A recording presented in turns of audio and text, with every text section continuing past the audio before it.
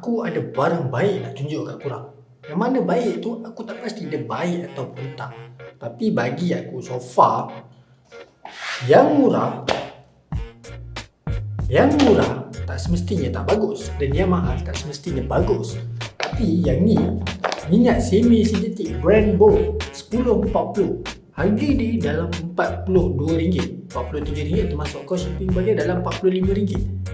Aku pun tak pasti dia punya tahap bagus dia sejauh mana dia punya bagus. Tapi so far minyak semi sintetik yang paling murah aku pernah dapat ni lah. Pernah ke kau dapat minyak semi sintetik harga dia dalam RM45? 50 ke bawah lah. Paling murah pun kau dapat pun actually minyak semi sintetik kau boleh dapat RM70 kan. Aku rasa situlah paras paling murah. Aku rasa lah, tapi tak pastilah bagi orang lain macam mana kan. Tapi bagi aku bukan nak promote barang ni sebenarnya. Aku cuma nak bagi tahu korang yang ada minyak semi sintetik murah, dan murah dia abad ini. Tapi itulah, aku tak tahu pun, aku saja bagi tahu korang. Kalau korang nak beli, korang boleh tekan link dekat bawah tu dan korang boleh terus add to cart, terus beli.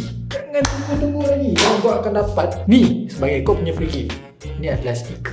Dan ini bukan video sponsor by Bold dan ini bukanlah video promote. Actually sebenarnya video ni adalah video, apa aku nak ceritakan dalam video ni adalah bukan pasal minyak, tapi pasal apa? Jom.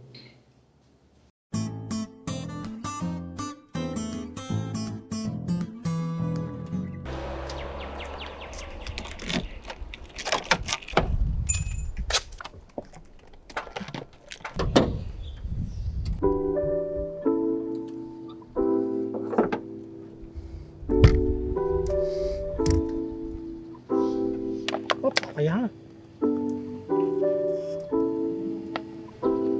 Bagus. Oh shit. Baru nak cakap bagus. Sekali macam tight lah.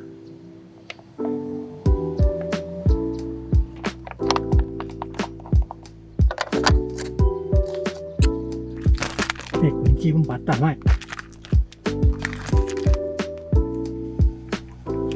Betul itu kunci ni.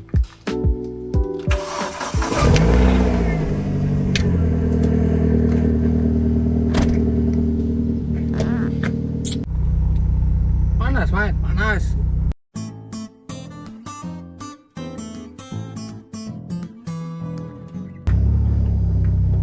Aku dah sampai dah location ni, tapi aku mengharapkan cuaca mengizinkan untuk aku buat benda ni. Aku harap itu je lah. Sebab kalau aku tengok cuaca sekarang panas, Mat. Bila tengok-tengok balik cuaca ni, walaupun cuaca mengizinkan, tapi dia terlebih mengizinkan. Jadi aku kena tukar location aku, dan ini bukan tempat dia kan. Apalah, pusing lah. Kita cari tempat yang mana okey. Sebab kawasan sini bukan macam tak mengizinkan, tapi terlebih mengizinkan.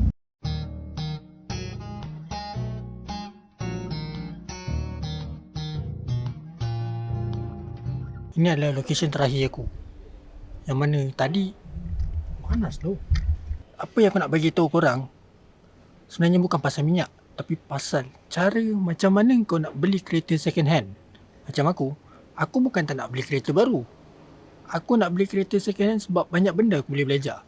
Macam mana nak beli kereta second hand? Yang pertama, kau kena tengok body cases. Macam mana kau nak tengok body cases?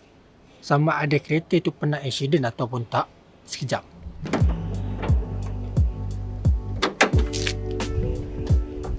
So benda pertama adalah check body cases. Yang mana kau kena check bahagian ni. Kau kena tengok sama ada kesan ketuk. Bahagian ni adalah bahagian engine. Kalau untuk bahagian body, bahagian satu, kau kena tengok bahagian ni sama ada dia pernah accident ataupun tak. Kau just tarik je getah ni, kau tengok bahagian semua ni. Kalau tak ada kesan ketuk ataupun kesan welding, itu adalah perfect. So kat bawah pun okey.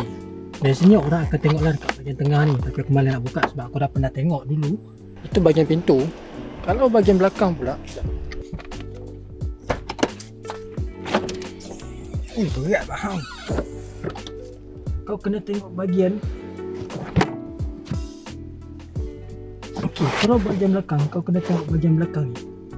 Kalau cantik, dan kau kena tengok lah, pastikan sama ada ianya berlubang ataupun tak. Biasanya bahagian bawah ni lah, bahagian bawah tu berlubang ataupun tak, ataupun ada kesan-kesan welding, kesan-kesan baru tampal. Macam ni okey lah. Susah.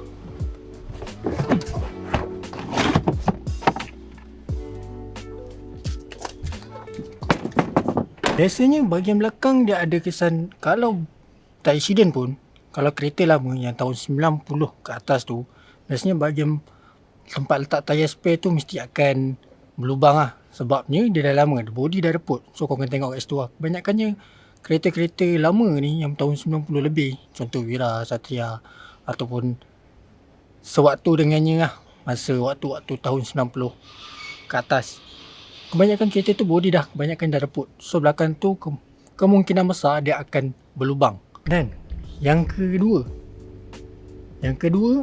adalah enjin.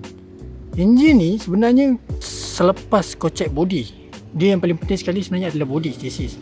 Sama ada chassis kau effect ataupun tak, menyebabkan accident yang owner lama pernah buat tapi tak tahulah.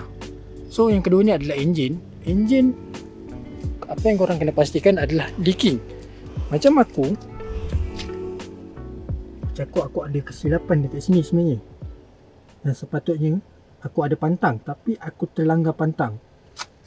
Enjin, korang kena pastikan dia tak leaking. Bahagian head, bahagian antara gearbox dengan enjin.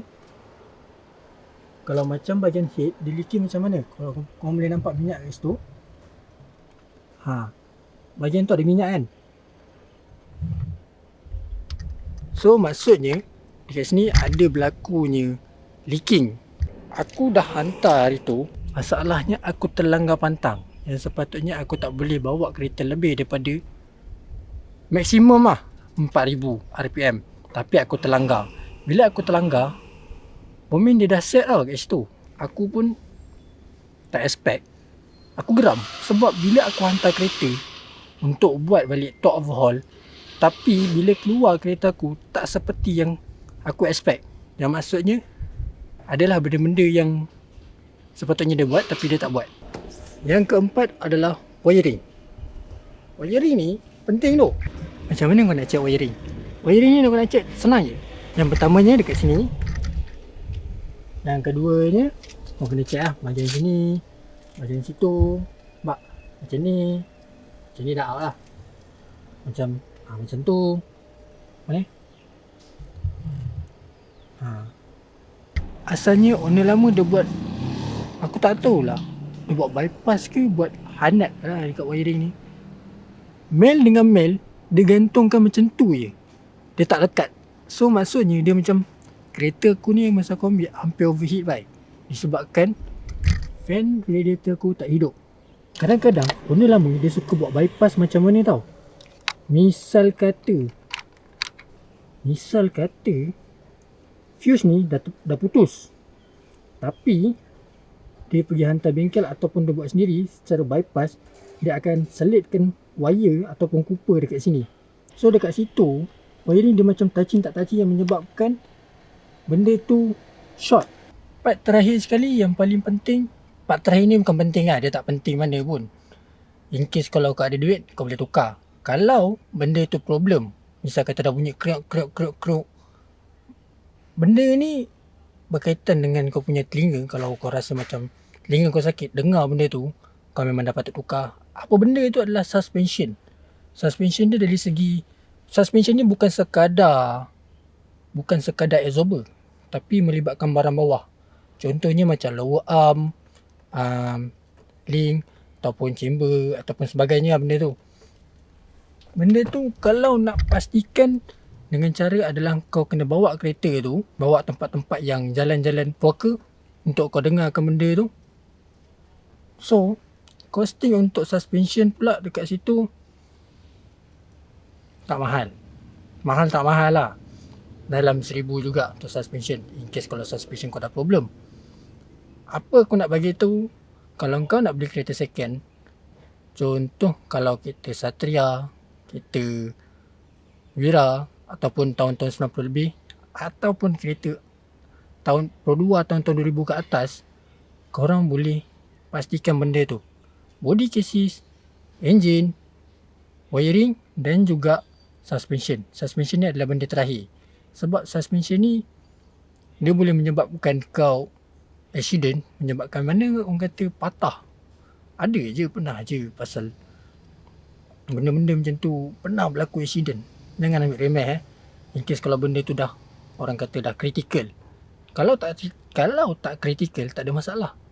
Berpeluh Mat, berpeluh. Buat dalam keadaan macam ni. Dalam kereta panas. Apa aku nak bagi tahu korang, kalau korang beli kereta second hand, korang kena standby 1,500 untuk kau repair balik enjin. Biasanya orang kalau beli kereta second hand, dia akan fokus dekat enjin je. Dia tak akan fokus kat tempat lain. Tapi, kalau kau dapat kereta yang body tak cantik, enjin cantik, kau hanya hantar kedai untuk buat body kereta saja.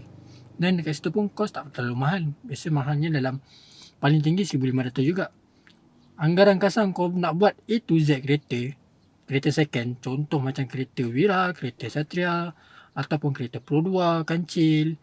Biasanya kereta-kereta macam tu kau kena standby RM5,000 maksimum RM6,000 lah untuk kau cantikkan balik kereta tu. Maksudnya anggaran kasar body saja RM2,000, enjin saja RM2,000 dan suspension RM2,000. So anggaran kasar kat situ lah. 3 benda ni je.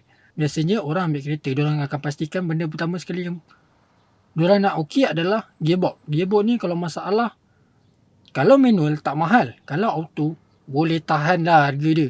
Kalau macam kereta lama tak adalah terlalu mahal. Kalau macam kereta baru ni boleh tahan lah.